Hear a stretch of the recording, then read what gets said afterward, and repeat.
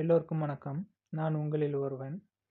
இன்னைக்கு இந்த வீடியோவில் எதை பற்றி பார்க்க போகிறோம்னா, the 7 habits of highly effective people இதை பற்றி தாங்க பார்க்க போகிறோம்.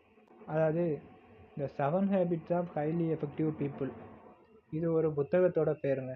இந்த புத்தகத்தில் active people and proactive people அப்படின்ட்டு மனிதர்களுடைய செயல்படக்கூடிய விதத்தை இப்படி 2 விதமான வகையில் இருக்கும் அப்படின்னு சொல்லியிருக்காங்க.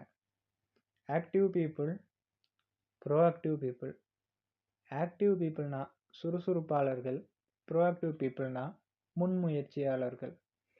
இந்த சுறுசுறுப்பாளர்கள் இருக்காங்கல்ல, இவர்களை ஒரு முந்திரி கொட்டைன்னு சொல்லலாம்.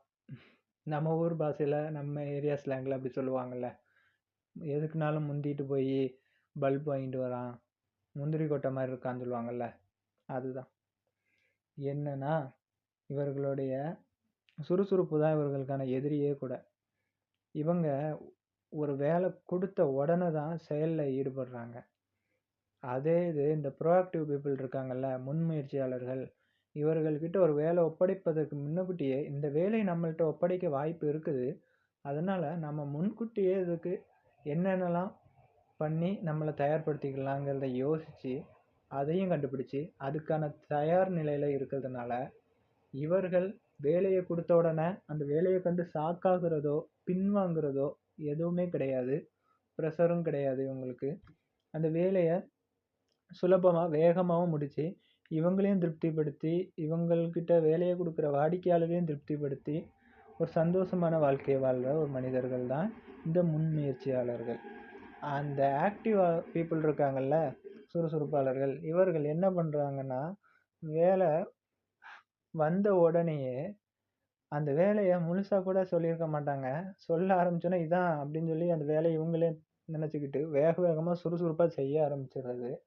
இவர்கள் இப்படி ஒரு வேலையை கொடுக்கும்போது அதை முழுசாக கவனிக்காமல் இவர்கள் இடையில் அறவும் குறையுமா கேட்டுட்டு வேக வேகமாக செஞ்சு அதில் இவங்களும் திருப்தி அடையாமல், இவங்கக்கிட்ட வேலையை ஒப்படைச்ச வாடிக்கையாளரும் திருப்தி அடையாமல், இவங்களும் கவலைகளுக்கு இடமாகி இவங்களுக்கு நிறைய லாஸ் தான் ஏற்படும்.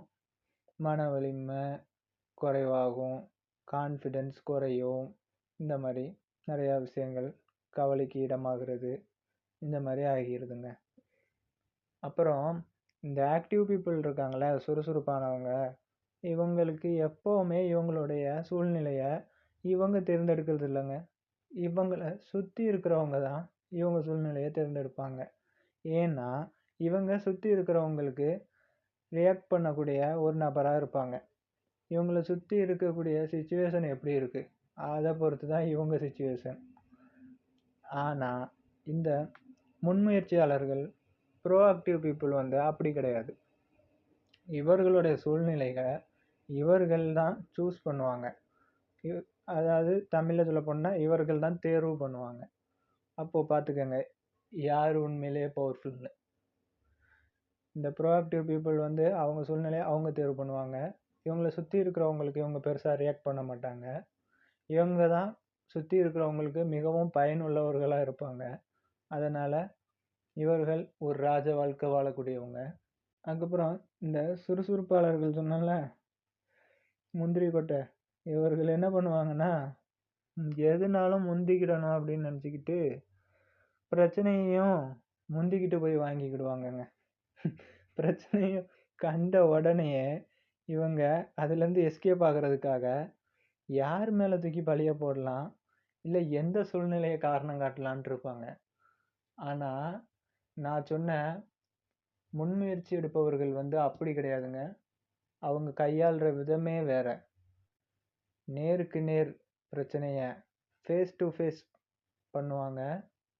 அந்த பிரச்சனைக்கான தீர்வுகளை இவங்க முன்கூட்டியே கணிச்சிருப்பாங்க.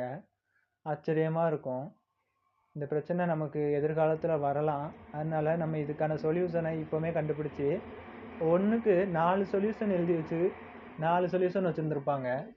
அவங்க அந்த பிரச்சனை வரும்போது அதுக்கான சொல்யூஷனை, அதாவது அதுக்கான தீர்வை அவங்களே தேர்ந்தெடுப்பாங்க.